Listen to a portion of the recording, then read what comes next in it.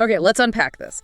For decades, the image of the vampire has been, it's been molded by capes, fangs, misty castles. The Hollywood tropes. Exactly. But where did that image truly solidify? It wasn't just in scattered folktales. It was in the meticulously constructed pages of one, frankly, terrifying book.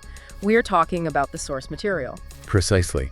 We are diving directly into Bram Stoker's 1897 novel, Dracula. And this book is, it's far denser and more frightening than its adaptations often suggest. So that's our mission today. We want to move beyond just the plot summary. Right. The goal is to dissect this text calmly, really thoroughly, and identify the key facts, analyze the true nature of the characters, and this is the most important part, extract the specific foundational rules of the undead that Stoker laid down. It's like we're extracting the blueprint for the entire genre. That's it. This is the foundational blueprint of modern vampirism. And the brilliance of tackling the source material, I think, lies in its very structure. Stoker didn't just write a straight, linear story. He created a masterclass in information synthesis. He really did. The novel is told entirely through this collection of documents. You have personal journals, intimate letters, rapid-fire telegrams, Dry newspaper clippings, and even phonographic recordings, which was, cutting-edge tech at the time. That multiple perspective, sort of fractured approach is absolutely key to understanding the sheer scale of the threat, isn't it? Oh, completely. No single person in the novel knows the full truth, and that, I think, reflects the nature of this ancient evil. It hides in plain sight, fragmented across different realities. So they only succeed when they pool their data. Exactly, when they transform all that disparate evidence into cohesive intelligence, which, in a way, mirrors what we're trying to do here for you. Synthesize it all. Okay, so let's jump right into that process. We're going to begin our deep dive where the novel begins, with the initial protagonist, the naive and meticulous English solicitor, Jonathan Harker. Sent on a professional errand to a remote, utterly foreboding part of Eastern Europe. This is where the descent begins. The atmosphere just thickens the moment Harker begins his journey. He documents this incredibly detailed, chilling progression of his route. It's so methodical. It starts relatively civilized, London, Budapest. But as he moves east, especially when he gets to Bistritz and then approaches the Borgo Pass, the geography itself seems to warp. The west is literally replaced by this landscape dominated by ancient mountains, howling wolves, and, well, a palpable sense of fear. And what's fascinating here is how quickly that veneer of Victorian scientific rationalism just drops away from Harker. Oh, it peels away. He starts documenting the pervasive local superstition. The innkeepers, the drivers, they aren't just wary. They are genuinely terrified of something. Something they can name, but they dare not utter his name. Exactly. They press crucifixes, rosaries, even little charms into his hands, just desperately trying to warn him off this impending darkness. And they do mention the Nosferatu, so this isn't just some vague peasant fear, it's a specific, localized recognition of the undead legend. A legend that predates Stoker's count, for sure. They realize Harker is walking right into its domain.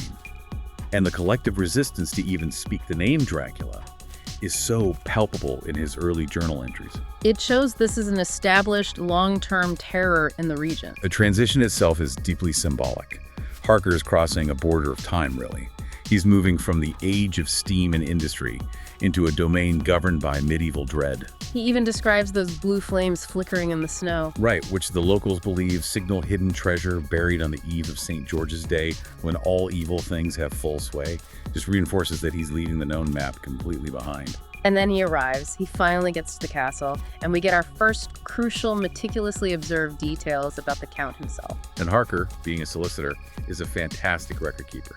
He gives us this physical description that often gets lost in modern adaptations, which are so obsessed with, sleek Gothic glamour. So Dracula is tall, yes, and gaunt, but initially he presents as surprisingly refined, an old-world gentleman. Yet beneath that aristocratic veneer, the monstrosity is hinted at immediately. Harker notes the Count's handshake. An iron grip of immense preternatural power. It feels like it crushes the young solicitor's hand. And the facial details are, well, they're startling for a man claiming refinement. He's clean-shaven, except for a long white mustache. Which gives him a somewhat anachronistic, even severe look, doesn't it? It does. And then the teeth are the immediate giveaway. They're described as sharp and white, and they protrude over his blood-red lips. And there's another critical detail that's often forgotten, which speaks to his non-human nature. His ears. Yes, slightly pointed at the tips. It contributes to this truly ancient, unsettling appearance. He is this unnerving combination of sophistication and primal menace. The ancient noble and the monster all at once. And what immediately establishes the chilling tone of the castle is the domestic detail, or I should say, the lack of it. Right. Harker realizes pretty quickly that there are no visible servants. None. The Count himself is doing the cooking, the cleaning, attending to Harker's needs, carrying these heavy chests, and preparing meals that he himself never, ever seems to eat. I hadn't realized that Dracula did his own cooking. Does Stoker imply that the very act of maintaining a home, the sheer domestic labor, is a sort of necessary, lonely burden for him? Absolutely. I think this speaks volumes about Dracula's isolation and his note for absolute profound secrecy. He cannot have living witnesses who might detect his nature. Or, even more critically, who might invite him out of the castle. That's the key. If he had servants, they would either flee in terror or, by necessity, they would have had to invite him in, which would render the security of the castle useless. So he has to be self-sufficient. He relies only on the power of the land and whatever supernatural entities he already commands. Exactly. And this leads directly to Harker's growing realization that he's not a guest, he's a prisoner. The source materials are very clear on this. The locks and bolts on the outside doors are useless because the danger isn't from the outside trying to get in. It's from the master within. The only safety Harker feels is this temporary psychological boundary of his own room, a space that the Count has not yet violated. He tries to explore, doesn't he? He does, and he quickly finds that every single door leading out is either barred, locked, or deliberately sealed from the outside. The windows are impossibly high, overlooking these sheer drops. The castle is a maximum security prison. Designed not just to keep Harker in, but to keep the world out until the Count is ready. Right.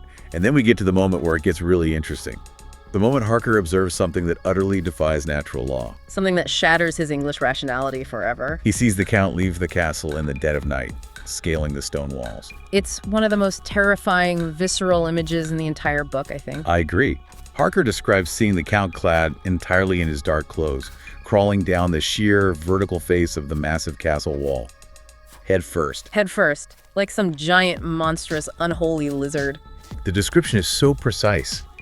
He moves, using the tiny crevices in the stone like finger and toe holds, just completely ignoring gravity. That one detail immediately establishes that Dracula does not obey the physics of humanity. He possesses this preternatural agility and strength. He blurs the line between man, bat, and reptile. That visual of a horizontal man turned into a vertical predator is unforgettable. And it's quickly followed by the famous mirror incident. The definitive, immediate proof of the Count's nature. Harker is shaving.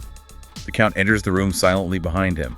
And Harker realizes with this dizzying horror that while he can see the mirror in his own reflection, there is no reflection of the Count himself. And Dracula's reaction is to shatter the mirror, not just out of vanity, but because he's been exposed. It's an ancient sign of soullessness. Exactly. The lack of a reflection, a detail deeply rooted in folklore, confirms his essential separation from the material and spiritual world that defines humanity.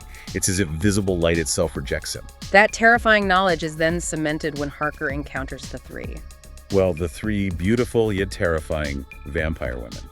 Stoker often calls them the three weird sisters, or the brides of Dracula.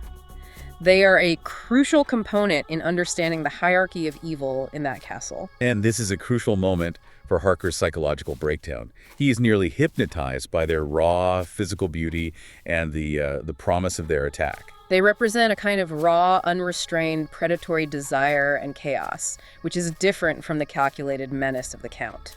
But the attack is sharply interrupted by the Count himself. And this is where we learn about Dracula's utter possessiveness and his absolute authority. He intervenes not to save Harker out of kindness, but to claim him as his own. He declares, "This man belongs to me."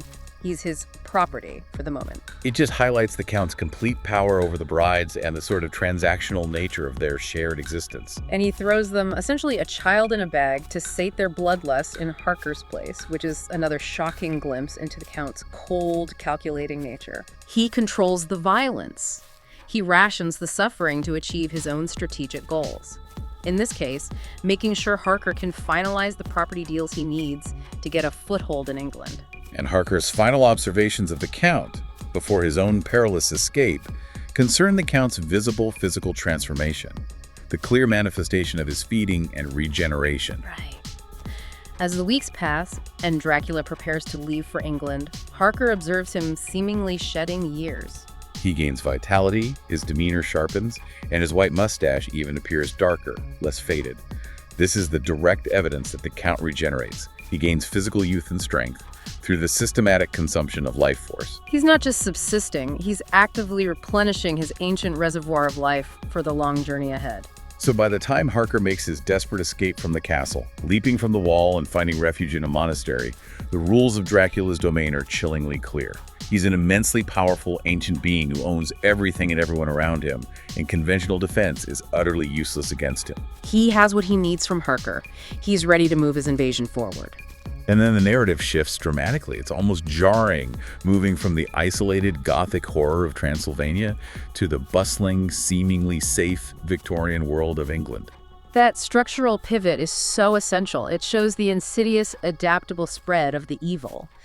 It forces you, the reader, to acknowledge that this ancient threat can thrive in the modern world. We move to the correspondence primarily between Mina Murray, Harker's fiancée, and her bright, well-off friend, Lucy Westenra. This establishes a parallel timeline. Which adds this immense dramatic irony, because we know the terror that is coming for them, and they have no idea. None at all. While Mina is consumed with worry about Jonathan, Lucy is enjoying high society, juggling three very different suitors. You have the wealthy, noble Arthur Holmwood, the rugged American adventurer Quincy Morris, and the dedicated young physician, Dr. John Seward.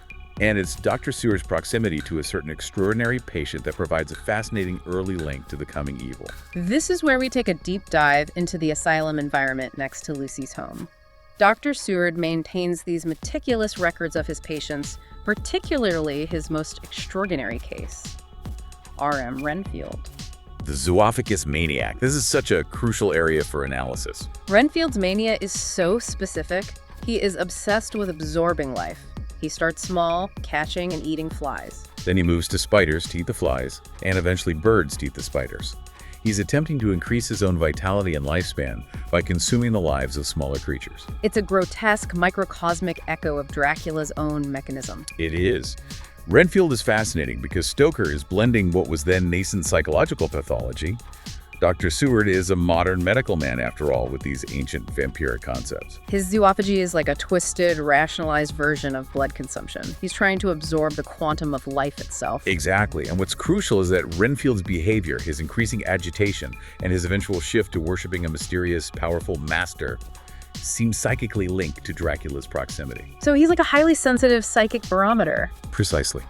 He's sensing the arrival of a vastly superior, ancient life force absorber. When Dracula is closest, having just arrived in England, Renfield is at his most lucid and is most violently dedicated to his consumption of life. He even tries to scatter the asylum multiple times. Driven by this instinctive, chaotic desire to meet and serve this powerful entity he subconsciously recognizes. It establishes a kind of spiritual and psychic ecology. The Count is not just a killer, he is a force of parasitic nature, and Renfield is a grotesque echo, a broken prophet of that force. Meanwhile, the physical vehicle for the evil has arrived, and Stoker documents this invasion through the impersonal, objective language of the press. The source material details the account of the shipwreck of the Russian schooner, the Demeter, at Whitby, as reported in these chillingly dried newspaper clippings. And the details from the press are specific and horrifying. The ship just drifts ashore during this fierce storm, a storm that seemed to accompany the Count's arrival. And when the port officials boarded it, they found only a dead captain tied to the wheel, clutching a crucifix, and his single large dog, an immense, savage creature that fled the moment the ship made landfall. Never seen again. But the cargo manifest is the real key to the invasion, isn't it? It is. It specified the items that were absolutely necessary for Dracula's survival. 50 large wooden boxes of earth from Transylvania. This detail is absolutely essential for you to hold in your mind. These are Dracula's boxes of grave soil, his native earths, which are crucial for his resting, for his regeneration. The number 50 signifies the scale of his preparation. This is a mobile network of sanctuaries for his campaign against England. Without them, he is severely weakened and trapped, unable to survive the light of day. 50 boxes. That number is crucial. It represents a calculated long-term invasion plan.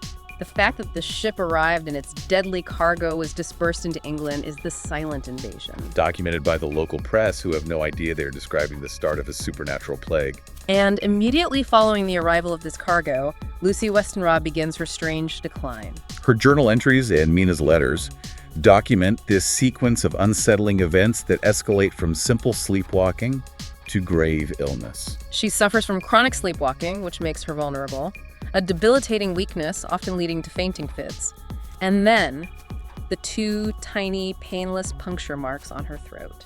The subtlety of the attack is key to Stoker's genius. The marks are so small and seemingly innocuous that they are initially dismissed as pinpricks from a brooch or something. But the underlying issue, the constant, unexplained blood loss, suggests something much deeper. And Mina herself witnesses something truly terrifying in the churchyard one night while she's searching for the sleepwalking Lucy. It's near the coastal cemetery where the Demeter wrecked. She describes a dark, bat-like figure hovering over Lucy, a grotesque shadow that vanishes the moment Mina approaches. This confirms the attacks are intentional and supernatural, yet the medical minds around Lucy are still desperately trying to rationalize the blood loss using only Victorian pathology. And her health just deteriorates rapidly despite the best efforts of her 3 devoted suitors. The medical science of the 1890s is clearly ill-equipped to handle an attack that isn't physiological, but parasitic and supernatural. The horror has successfully moved out of the remote castle and placed itself squarely in the middle of polite, modern London society. When modern medicine fails, Lucy's devoted suitor, Dr. Seward, recognizes his limitation and reaches out for the only mind he trusts implicitly, Professor Abraham Van Helsing. The introduction of Van Helsing is the moment the novel shifts from a collection of terrifying coincidences to a focused existential battle. He's not just a doctor, is he? Not at all. Van Helsing, Dr. Seward's former teacher, is a polymath. His knowledge spans pathology, ancient history, philosophy, and esoteric folklore. He is the intellectual bridge the crew needs. His communication style, though, is, well, it's complex. He often rambles, he shifts languages mid-sentence English to Dutch, French, Latin. He seems eccentric, which causes the younger, purely rational doctors like Seward to doubt him sometimes. But beneath that surface, he possesses a deep, synthetic knowledge that connects science to the supernatural. He's often 5 steps ahead of everyone else. And his initial treatment just reveals how desperate the situation is. He recognizes the pattern of continuous unexplained blood loss, and he prescribes repeated blood transfusions to keep Lucy alive, even though he's already forming a much darker hypothesis about the cause. And this detail really emphasizes the immediate draining power of the vampire. The sheer volume of blood Lucy loses requires 4 different men to step up as donors. Arthur Holmwood, her fiancé, Dr. Seward, Van Helsing himself, and the American suitor Quincy Morris. They're all sacrificing their own physical strength for her survival. But critically, every single transfusion fails to halt the decline. Which proves the threat isn't just hemorrhagic. It's a continuous spiritual and physical draining that dramatically outpaces any medical intervention. The vampire is simply too powerful. So the failure of these heroic medical efforts forces Van Helsing to make the definitive diagnosis, moving beyond pathology and into the realm of the truly terrifying, the Nosferatu. This is the critical moment of clarity for the entire group. Van Helsing explains the specific reality of the undead. He doesn't just name the threat, he patiently details the rules, the vulnerabilities, and the limitations that govern their existence. He's providing the intellectual framework for the counterattack, the synthesis of folklore and reality. Precisely. But wait, if Dracula is this ancient, sophisticated aristocrat, why are some of his main weaknesses so archaic, like garlic? I mean, isn't that a bit ridiculous for a creature of immense evil? That is an excellent question that gets to the very heart of Stoker's genius. The reason is that Dracula is an ancient evil, and his power is rooted in the spiritual world and his primal connection to the earth, not in science. So his weaknesses have to be rooted in the same world. Exactly. His weaknesses must also be rooted in the spiritual and the elemental faith. Purity, strong primal odors. The garlic, the cross, the host, these are not chemical barriers. They are spiritual repellents that violate the vampire's corrupted nature. That makes perfect sense. Okay, let's be meticulous now because these are the defining rules that Stoker established. First, the essential rule of the resting place. They absolutely must sleep in their native earth. For Dracula, this means his 50 wooden boxes of soil from Transylvania. This is his anchor, his power source, his sanctuary. Without access to those boxes, particularly during the day, he's vulnerable. He can't regenerate his full power. It makes him effectively homeless and weak. It binds him to his homeland, providing a massive logistical weakness for the crew to exploit. Okay, next, the rules of motion and entry, which dictate his movements. The source states clearly that the undead cannot cross running water unless it is at the exact moment of the high or low tide, a brief window when the water is momentarily stagnant. Why that precise detail? Because running water symbolizes life, movement, spiritual flow, something the undead cannot violate. The momentary stagnation of the tide nullifies that spiritual protection just long enough for him to pass. So it limits his travel, but doesn't prevent it entirely. Correct. And then, perhaps most famously, a vampire cannot enter a new private home without being expressly invited inside by a living resident. The invitation rule. It's fascinating because it implies a level of spiritual or contractual integrity that even a vampire can't violate. It is a critical restriction. It shows that his power, while vast, is not absolute. It relies on the free will and subsequent corruption of humans. He needs a door open for him, metaphorically or literally. Which forces him to use his hypnotic power or manipulative charm to gain access. He becomes a calculating predator, not just a brute force killer. And finally, the things that truly repel them, rooted in faith and the power of the soul. Dracula and the undead are repelled by specific sacred symbols. The cross, the holy wafer, the host, which carries immense, almost physical power, and, as we discussed, the strong odor of garlic. And Van Helsing uses it extensively. Garlands of garlic flowers around Lucy's room. He even makes the men wear them. It acts as a powerful physical repellent against the immediate vampiric influence, like an irritant that keeps them at bay. But despite all the knowledge, despite all the efforts of this crew of light, the tragic sequence of Lucy's death occurs. And immediately, the battle is proven to be far from over. Lucy dies, but she does not rest. Shortly after her burial, the local London newspapers start reporting incidents of the Bloofer Lady, a corrupted version of Beautiful Lady. Attacking small children in Hampstead Heath. These children are found weakened, with the same tiny puncture marks on their throats. But crucially, they can't describe who harmed them. The transformation is confirmed. Lucy had become a vampire, beautiful and terrifying, hunting the innocent. And this is the moment the men realize they are fighting not just for the living, but for the soul of the dead, to prevent Lucy's essence from becoming a source of ongoing evil. Which brings us to the necessary and deeply painful ritual. To bring peace to Lucy's soul and to stop her reign of terror, the men must destroy the vampire body she now inhabits. It's the ultimate act of painful mercy. The ritual is precise and brutal. It requires driving a wooden stake through the vampire heart, severing the head, and crucially, filling the mouth with garlic. These actions, done with conviction and faith, consecrate the soul and bring lasting peace. They transform the terrifying predatory creature back into the beautiful, peaceful woman Lucy once was. And the necessity of this ritual, performed by her heartbroken fiancé, Arthur Holmwood, is the ultimate sacrifice the crew of light makes. It solidifies their commitment. They've accepted the horrifying reality of the supernatural, regardless of the personal, emotional cost. Having learned the devastating truth and performed that brutal duty, the remaining survivors transition from victims and mourners to dedicated combatants. This is the formalization of the group, the crew of light. The formalization includes Harker, Seward, Holmwood, Morris, Van Helsing, and crucially, Mina. Their combined effort, their knowledge, their dedication that constitutes their greatest weapon against an enemy who relies on secrecy and isolation. This is where the synthesis of information moves from theory to, well, military-grade strategy. It really is. And this leads us to Mina's pivotal contribution, one that directly connects to our listeners' goal of quick, thorough knowledge synthesis.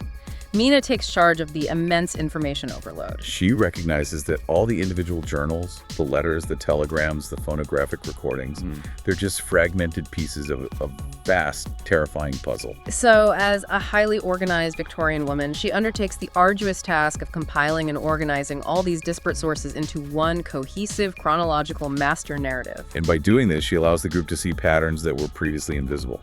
They can connect Harker's observations in Transylvania with Lucy's decline in London, Renfield's outbursts, the specific limitations Van Helsing has laid out. She effectively transforms scattered data into unified strategy. This analytical clarity is why she is arguably the most valuable. and eventually the most targeted member of the team. With a unified picture, the strategic plan becomes clear and devastatingly effective. Deny Dracula his sanctuary. They have to find and consecrate the remaining 50 boxes of earth across London, rendering the city uninhabitable for the Count. And the tracking process is painstaking. They use every resource available, from Harker's original solicitor notes on property sales to public records of shipping manifests, private investigations. They use modern detective work to fight ancient evil. And the consecration process itself is simple but final. Placing the Holy Host, the sacramental wafer, inside the soil of the boxes. This spiritual contamination renders the earth useless to the vampire. It immediately limits his power and forces him into a corner. As they destroy the boxes one by one, Dracula's ability to rest is drastically curtailed. He's trapped. But the Count is not defeated easily. He recognizes the threat posed by the woman who is systematically dismantling his invasion.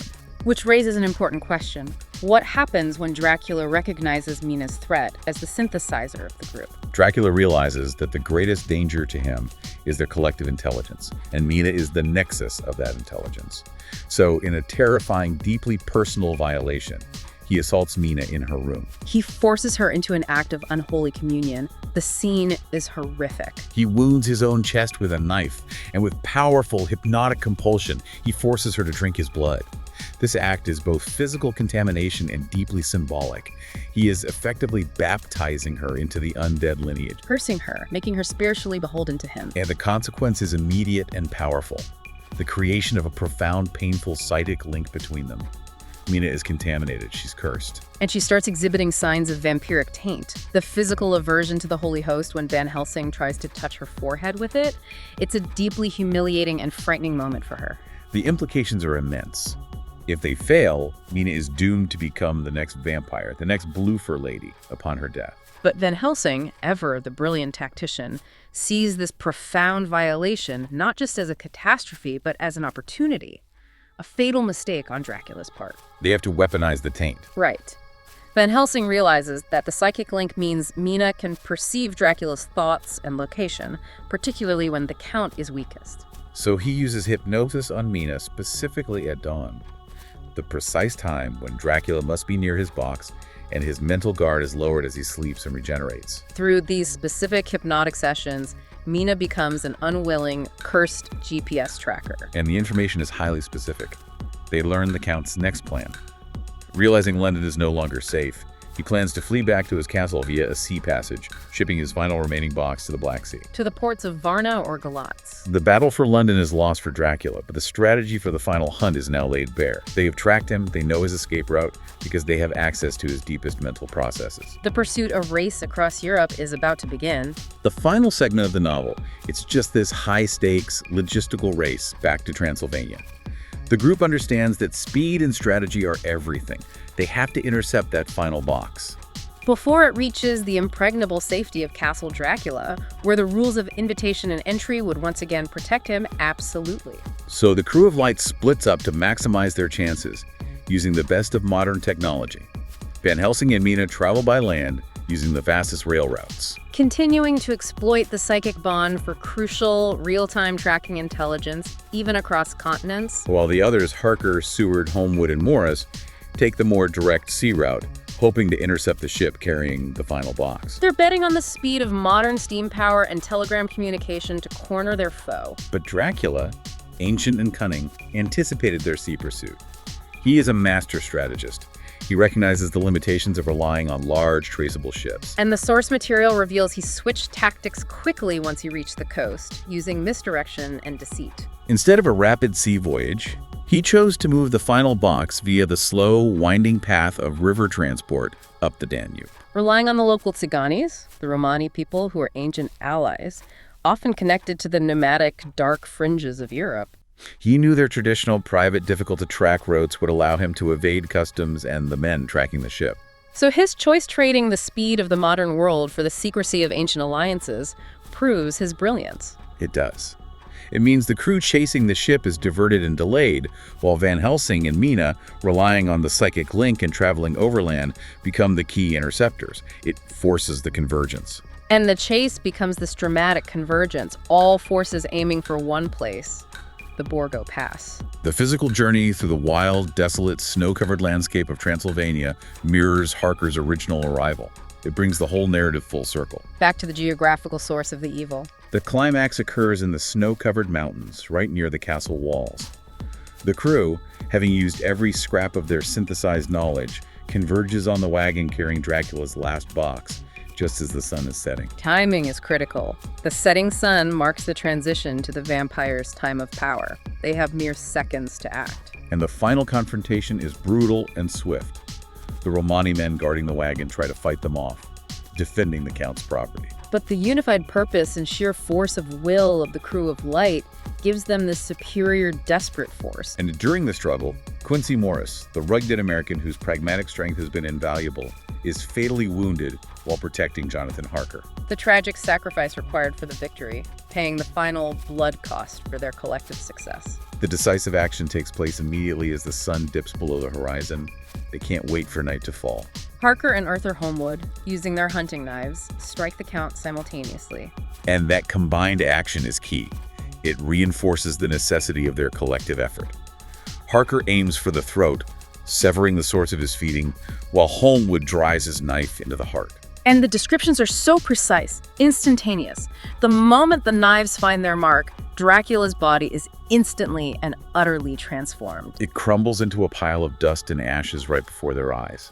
The physical destruction is absolute and instantaneous, a final, total annihilation of the material body. This immediate destruction frees Mina. Yes, she's permanently freed from the psychic bond and the vampire's influence. Her taint vanishes. The relief and spiritual cleansing are palpable in the final entries. It signals a complete victory. And the aftermath confirms the group's return to normalcy and happiness, though it's tinged with the sadness of Quincy's sacrifice. The text concludes with a final note 7 years later, confirming that Mina and Jonathan have a child, whom they name Quincy. This act of naming the child after the entire crew, particularly the fallen Quincy Morris, signifies their victory, doesn't it? The lasting bond forged in their battle. And the successful continuity of life and love, overcoming the ancient threat of the undead.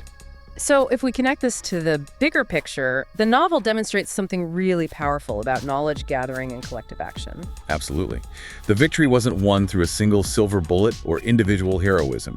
It was won through the power of synthesized knowledge Mina's role, and the combined effort of science, reason, faith, and primal force. The ultimate message of the text for you, the learner, is the necessity of gathering and trusting multiple disparate sources, be they journals, folklore, medical records, to create a complete picture. Overcoming an overwhelming, complex challenge requires a collective understanding that transcends individual limitations. Dracula was defeated because he was predictable in his need for his soil, and because his adversaries refused to rely on single perspective thinking.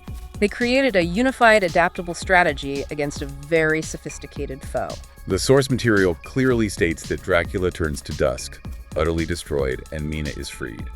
However, we have to spend a moment reflecting on the gravity of the Count's final desperate act. Forcing Mina to consume his blood. Creating that psychic and physical bond that almost made her his successor. The contamination was deep and intentional. So, did all of Dracula's essence truly perish in that moment of dust? Or is there a subtle, undying implication in the text that a fragment of his dark, sophisticated will was transferred to Mina during that forced communion? It was a sliver of that ancient evil waiting in her bloodline, passed on in a way that modern medicine or even Van Helsing's knowledge could not fully purge. Something for you to mull or explore on your own? The story of Dracula's physical destruction is over, but the chilling question of his spiritual legacy, sealed through a forced final drink, remains.